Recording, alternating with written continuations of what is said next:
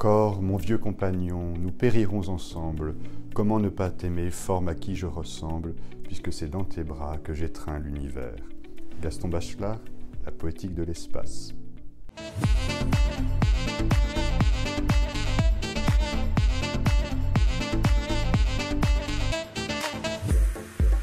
Salut à toi petit penseur, c'est un plaisir de te retrouver ici dans cette web-série Charisma de la chaîne YouTube de l'Université catholique de Lyon. Aujourd'hui, troisième vidéo du volet après la parole, l'esprit, maintenant la question du corps. Pourquoi cette suite logique? Puisque l'être humain quelque part se caractérise par ces trois dimensions.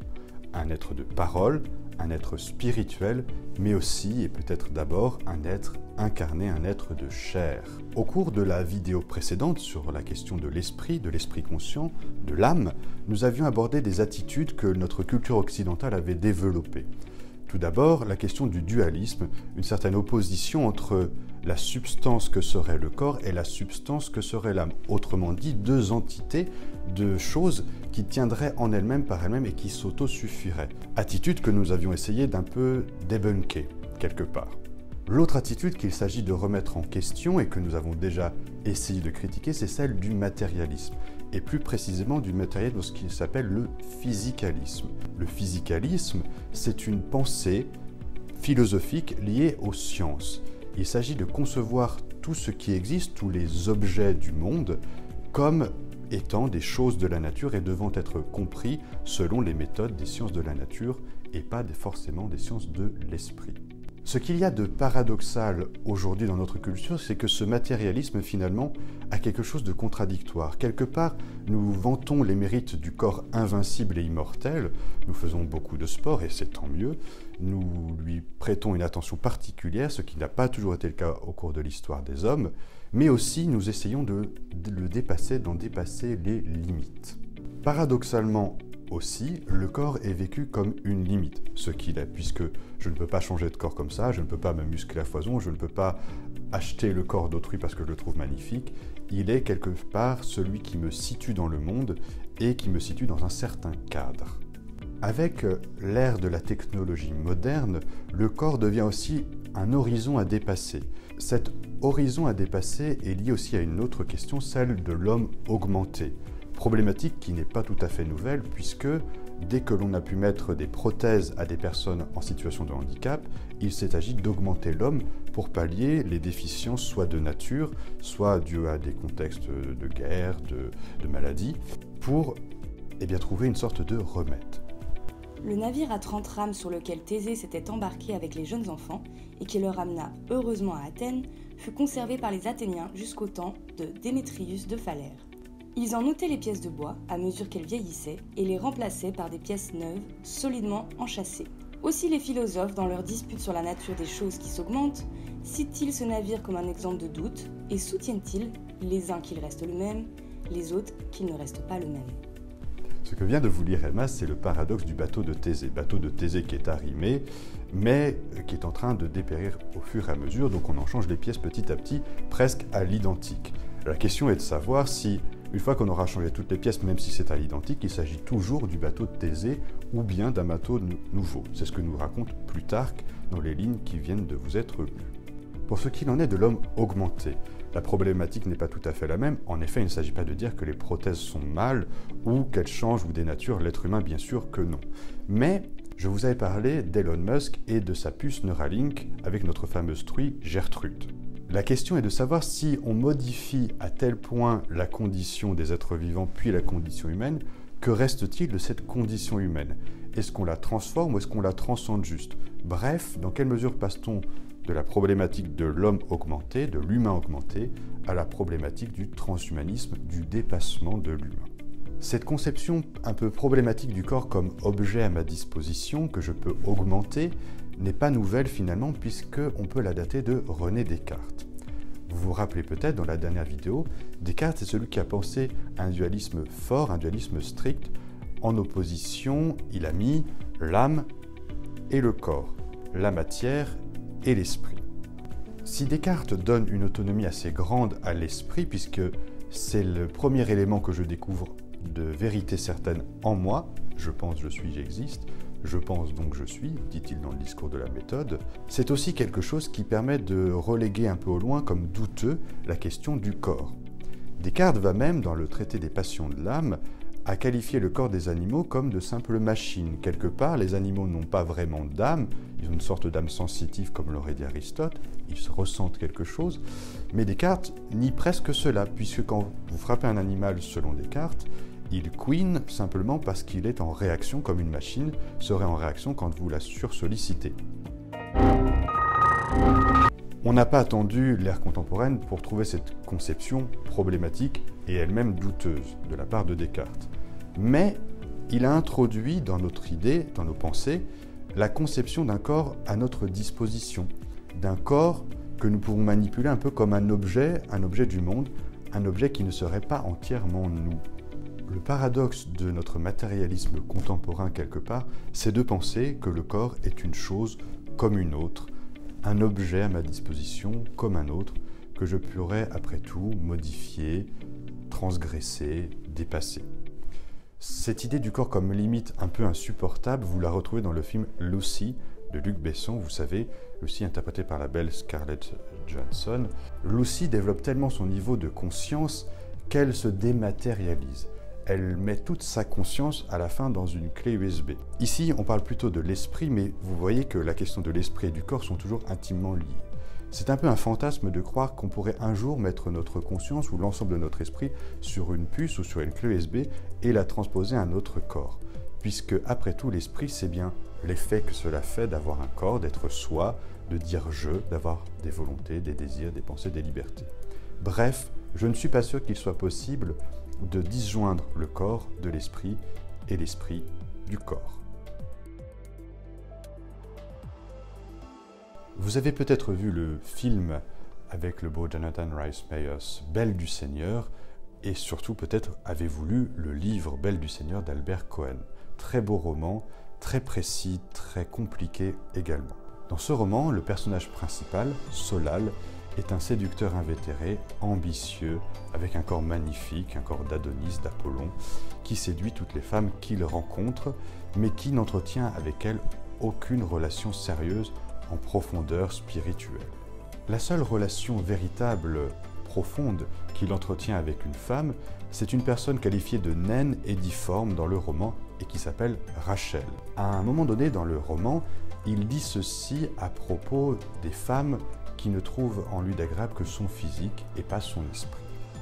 Honte de devoir leur amour à ma beauté, mon écœurante beauté qui fait battre les paupières de chair, ma méprisable beauté dont elles me cassent les oreilles depuis mes 16 ans. Elles seront bien attrapées lorsque je serai vieux et laboutonné. Le corps humain a encore ceci de paradoxal qu'il est aussi bien ce qui nous révèle que ce qui nous permet de dissimuler. En effet, le corps, au cours de l'histoire des êtres humains, nous le parons, nous le tatouons, nous le musclons, etc., etc.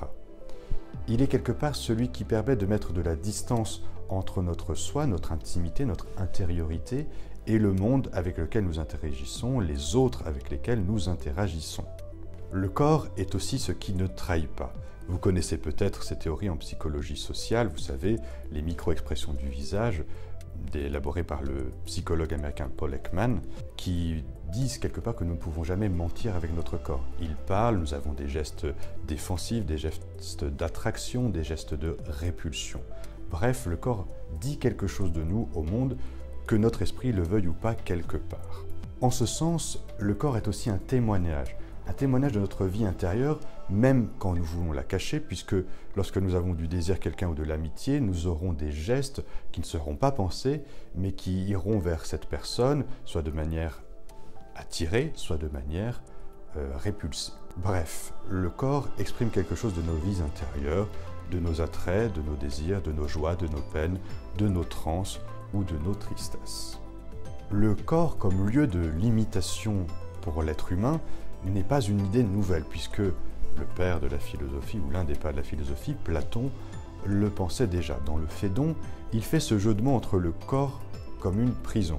En grec, soma, le corps, ça donnait somatique, et séma, le tombeau, plus exactement. En d'autres termes, pour un grec, ou du moins pour Platon, le corps est une limitation pour l'âme qui veut s'élever vers l'intellect, vers les idées, vers le bien, l'idée suprême du bien, mais qui ne le peut pas du fait de sa limitation corporelle. Le corps mûrit, vieillit, il a son rythme propre qui m'impose de le suivre. Je ne peux pas parler indéfiniment que lorsque je suis épuisé, par exemple. Mais on pourrait dire tout autant que l'esprit a sa capacité d'action sur le corps.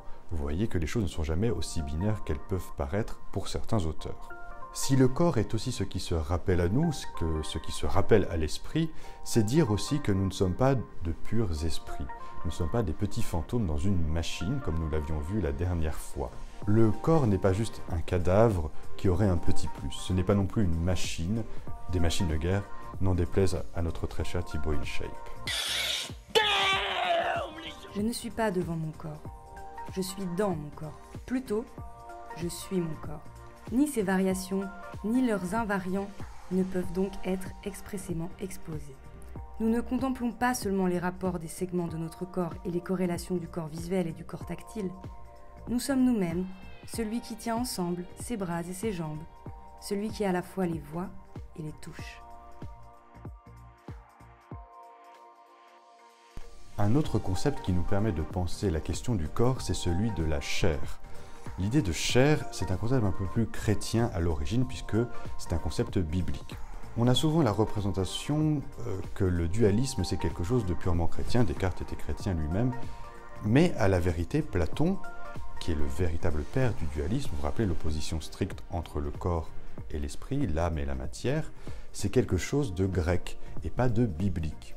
Dans le premier livre de la Bible, la Genèse, lorsqu'il nous est raconté la création de l'être humain, on nous dit que l'être humain provient de la terre. Ce n'est pas un ange déchu, ce n'est pas une âme chutée dans un corps. C'est quelqu'un qui vient de la boue, de la glèbe exactement, qui est une terre rouge qu'on trouve en Palestine. Adama, Adam, ça a donné, ça veut dire justement le glébeux, celui qui est fait de glèbe, de terre rouge, de terre dans lequel on a insufflé un souffle de vie. La chair dans la Bible peut aussi avoir un côté plus négatif. On croit souvent que le péché de chair, c'est le péché principal et que c'est d'ailleurs la question du péché originel, alors que pas du tout, puisque le péché originel, c'est une question d'orgueil et non pas de sexualité. Mais il faut aller à l'autre bout de la Bible, dans le Nouveau Testament, pour avoir cette idée de chair comme quelque chose qui ramène au monde au sens de ce qu'il y a de mauvais, de charnel justement, c'est-à-dire des passions qui nous mènent vers le bas, entre guillemets. Lorsque saint Paul parle des convoitises de la chair, il ne parle pas tellement de la sexualité, mais davantage d'une vie sans esprit, d'une vie qui n'est pas attirée vers sa finalité, c'est-à-dire pour saint Paul vers Dieu.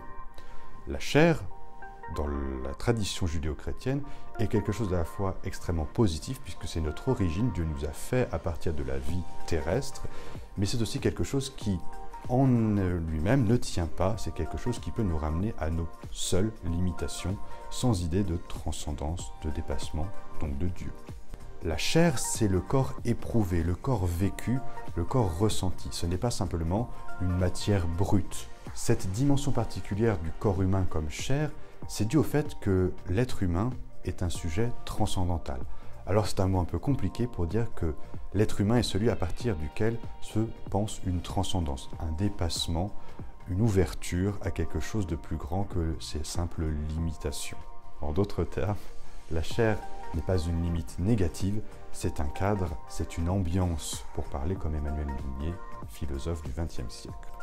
Pour Merleau-Ponty, la chair fait sens dans l'existence puisqu'il est une situation. Le corps est une situation vis-à-vis du monde et vis-à-vis d'autrui.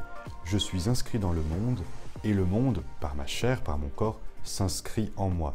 Pas d'une manière passive, comme une tablette de cire sur laquelle viendrait s'inscrire virginalement tout ce qui est extérieur à elle.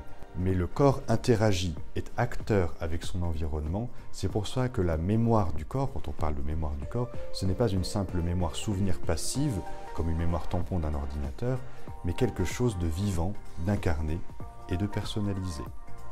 Mon corps n'agit pas que passivement au milieu du monde.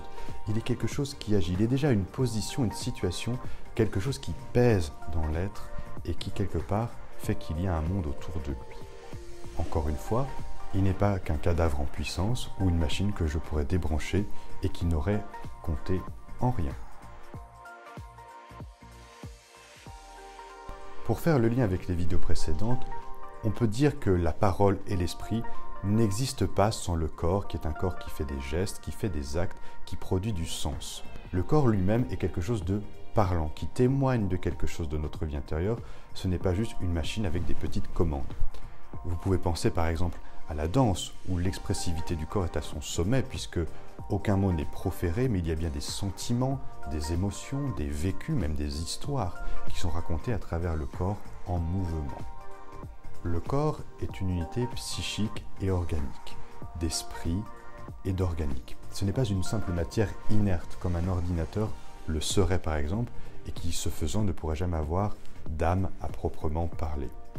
Même si l'idée d'organique peut nous tromper, puisque le mot lui-même vient de organon, qui veut dire instrument, pour les Grecs.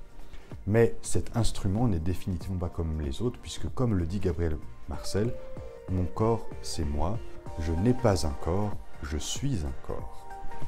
Le corps, c'est cette interface quelque part de relation entre un monde objectif qui ne m'est pas propre et un monde vécu, celui de mon esprit, celui de ma vie intérieure, celui de mon intimité. Le concept de chair nous permet de penser cette dualité entre le monde vécu et le monde objectif, entre un dedans et un dehors. D'abord que le corps est une sorte d'habitat, mais pas d'habitat qui logerait des fantômes, d'habitat où je suis moi-même la maison quelque part. C'est un domicile subjectif sans lequel je ne puis rien faire. Vous savez, comme on décore une maison, on peut aussi décorer son corps, mais on se l'approprie. Il y a une dimension de personnalisation de son corps qui n'est pas juste un objet ou une chose du monde parmi d'autres. Le corps n'a de réalité que là où l'être transcende la réalité matérielle qu'il est. A fortiori, parle-t-on du corps d'un homme. L'homme transcende son corps par son ouverture vers ce qui est donné et vers ce qui n'est pas donné. Mais cette transcendance du corps s'opère par le corps lui-même. Un geste a un sens qui dépasse la matérialité des conditions physiques. Mais ce sens n'est pourtant pas au-delà du geste. Il n'en diffère pas. La transcendance du corps doit s'entendre au double sens. Le corps est transcendé, et où il est ce qu'il transcende, le corps se transcende lui-même. Le corps est ainsi donc une dimension relationnelle de ma personne, puisque pour entrer en relation, je dois bien avoir un corps. C'est pour cela que les chrétiens d'ailleurs croient particulièrement non pas seulement en la résurrection de l'âme qui serait immortelle, mais son lieu naturel c'est un corps. Les chrétiens croient en la résurrection de la chair. Pourquoi ? Puisque la chair, c'est ce qui nous permet d'entrer en relation. Lorsque j'essaie de voir Jocelyn derrière la caméra, je lui fais coucou avec mon corps, je lui serre la main, je lui fais l'accolade. Bref, mon corps est éminemment relationnel. Il n'est pas juste un pion, il n'est pas juste une machine, il est déjà relation. Merci infiniment à vous d'avoir visionné cette vidéo. Merci aussi infiniment pour votre soutien, vos partages, vos retours. C'est extrêmement précieux pour nous de se sentir aussi soutenus. Alors, grand merci. Si vous avez aimé cette vidéo, n'oubliez pas de lâcher le pouce bleu de l'amour, de liker, de commenter, de partager. Je vous dis à très bientôt pour une nouvelle vidéo Charisma. Et surtout, n'oubliez pas, n'arrêtez jamais de penser.